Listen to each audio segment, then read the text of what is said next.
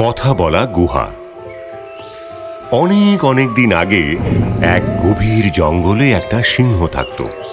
সে ছিল জঙ্গলের রাজা। বনের সব জন্তুরা তাকে খুব ভয় পেত। একদিন সে শিকার খুঁজতে গিয়ে একটা বড় আর গভীর গুহা দেখতে পেল। ও ভেতরে ঢুকে কাউকে সেখানে দেখতে পেল না। সিংহটা নিজের মনে বলল, আমি নিশ্চিত যে এখানে কেউ থাকে। আমি অপেক্ষা করব যতক্ষণ না সে ফিরে আসে। আমি খুব সুস্বাদু খাবার পাবো এখানে। সন্ধেবেলায় সেই খ্যাঁক শিয়ালটা ফিরে এলো যে ওই গুহাতে থাকত। সে তো সিংহের পায়ের ছাপ দেখে আশ্চর্য হয়ে গেল। সে ভাবল, যদি আমি এখন ভিতরে যাই তবে নিজেকে আমি বিপদে ফেলবো। আমি কি করে বুঝবো যে এখনো সিংহটা ভিতরেই রয়েছে? বুদ্ধিমান খ্যাঁক শিয়ালটা একটা ফোন দিয়ে আঁটল।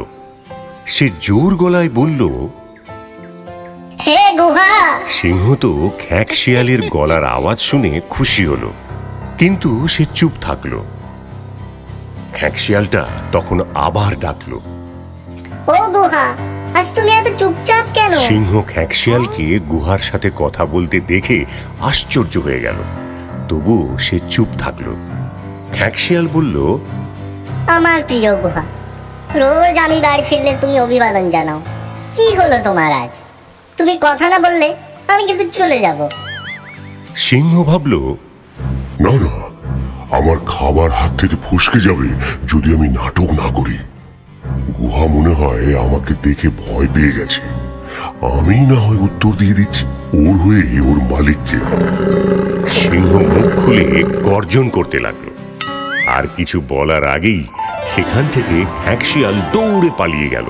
খ্যাঁক শিয়াল নিজেকেই ধন্যবাদ দিল বুদ্ধি করে নিজের প্রাণ বাঁচানোর জন্য। কোনো কাজ করার আগে ভালো করে ভেবে নেওয়া উচিত।